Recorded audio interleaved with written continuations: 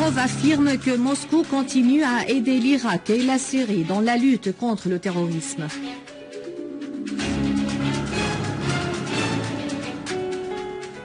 Neutralisation de nombreux terroristes de l'État islamique et du Front Nasra.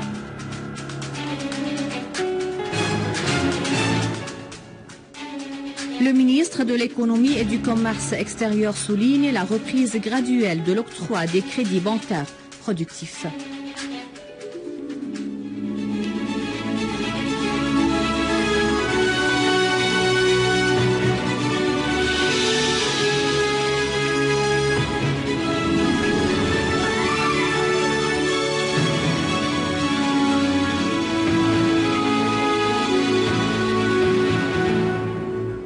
Les détails du journal, bonsoir.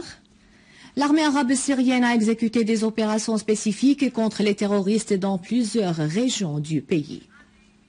À Alep, des unités de l'armée arabe syrienne ont liquidé des terroristes, détruit leurs véhicules et leurs outils dans des différentes régions.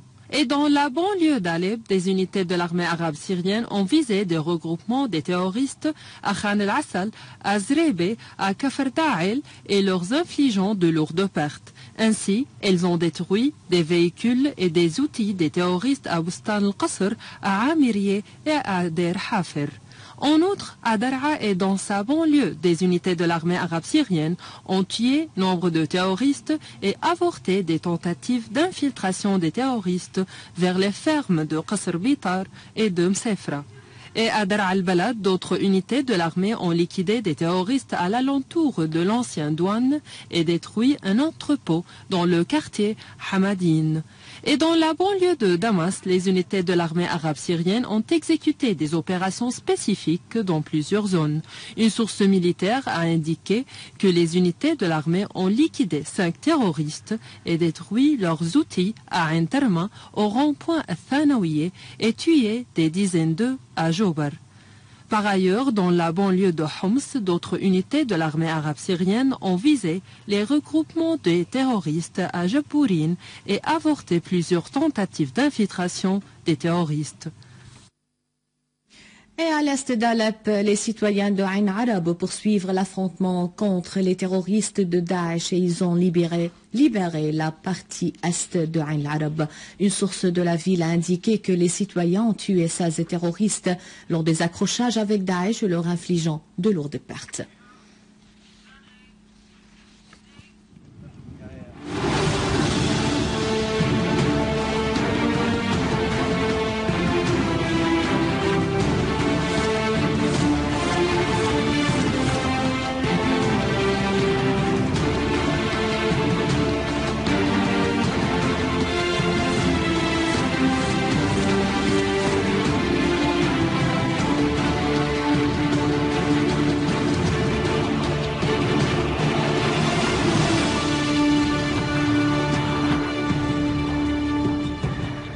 En Irak, 16 personnes ont été tuées alors que 30 autres ont été blessées dans un attentat suicide terroriste dans une mosquée à l'ouest de Bagdad, alors que 4 autres ont péri dans l'explosion d'une charge dans la zone de Termaya au nord de la capitale.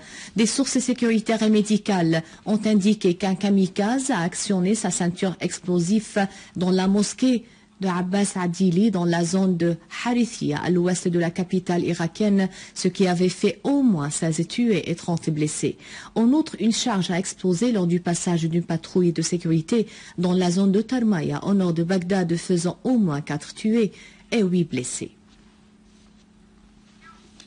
Le ministre russe des Affaires étrangères Sergei Lavrov a affirmé que la coalition créée par les États-Unis pour prendre pour cible le réseau terroriste de l'État islamique doit être formée conformément à une résolution des Nations Unies, soulignant que le fait de viser les positions de ce réseau en Syrie sans conclure un accord avec le gouvernement syrien à cet égard contrevient au principe des Nations Unies. Dans une allocution, Lavrov a fait savoir que les États-Unis et les pays occidentaux souhaitent imposer leur hégémonie au monde et exécuter une politique unilatérale au profit de leurs intérêts. Lavrov a affirmé que les États-Unis exercent avec leurs alliés occidentaux une politique menaçant le règlement pacifique des conflits, les principes des Nations Unies et la souveraineté et l'intégrité territoriale des pays, de même qu'ils interviennent dans les affaires intérieures des pays du monde sous prétexte de la protection des droits de l'homme.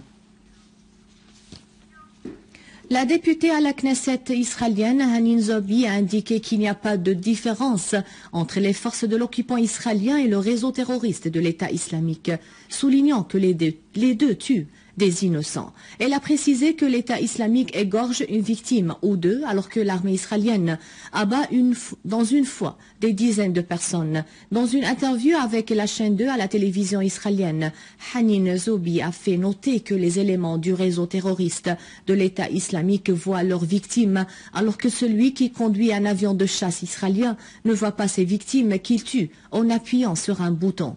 Elle a assuré que les armes, les chars et les avions de chasse israéliens tuent un nombre plus important que ceux abattus par le réseau terroriste en Irak et en Syrie, soulignant que l'armée israélienne comprend un nombre de terroristes plus important que celui des terroristes de l'État islamique.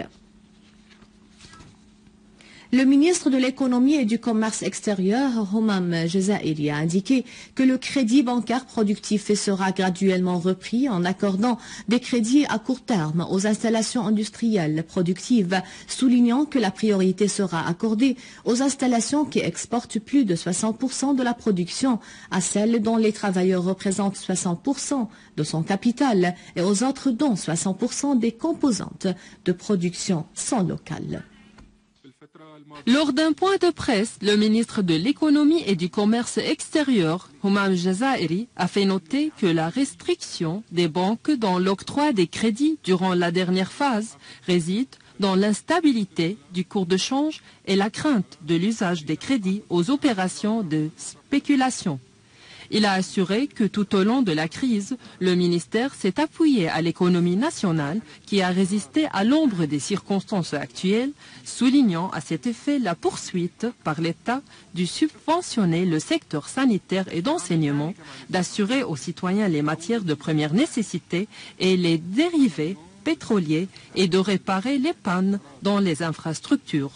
Il a ajouté que parmi les plus importants facteurs de la fermeté de l'économie nationale était la solidité des producteurs industriels et des paysans, ainsi que le retour de la production aux terres agricoles et aux installations industrielles dans les zones stabilisées, notamment dans les cités industrielles de Arkoub, Sheikh Najjar, Yabroud et Mazar-e Arima.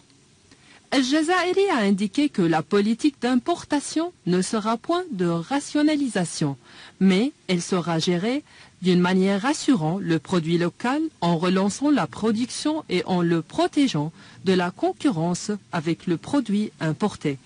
Quant à l'exportation, Al-Jazairi a fait noter que le ministère œuvre pour consolider sa capacité d'intervenir dans l'augmentation du taux d'exportation qui représente la source principale de diverses et de croissance économique.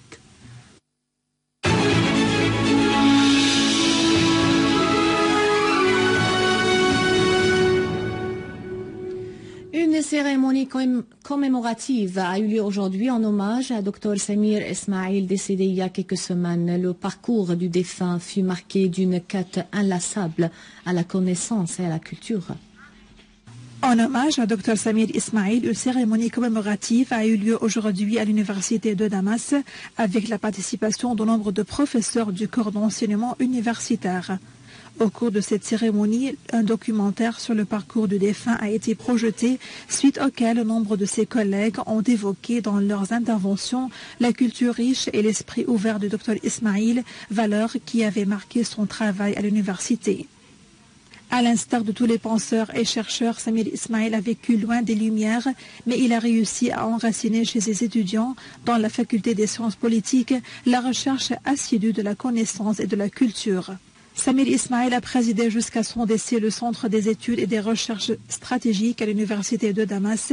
Il est titulaire d'un doctorat de philosophie en 1991 et fut doyen de la faculté de Sciences Po de 2003 à 2007. Il a organisé pendant plusieurs années la conférence des chercheurs jeunes pour encourager les étudiants à la recherche scientifique. Plusieurs ouvrages sont mis par Dr Samir Ismail, parmi lesquels on cite Vers une vision plus raisonnable de la philosophie de réforme en Syrie et la leçon historique de l'invasion américaine de l'Irak. À la fin de ce journal, un rappel des titres. Lavrov affirme que Moscou continue à aider l'Irak et la Syrie dans la lutte contre le terrorisme.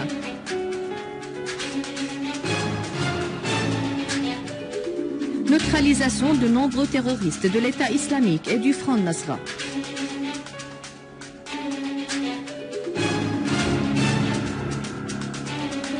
Le ministre de l'économie et du commerce extérieur souligne la reprise graduelle de l'octroi des crédits bancaires productifs.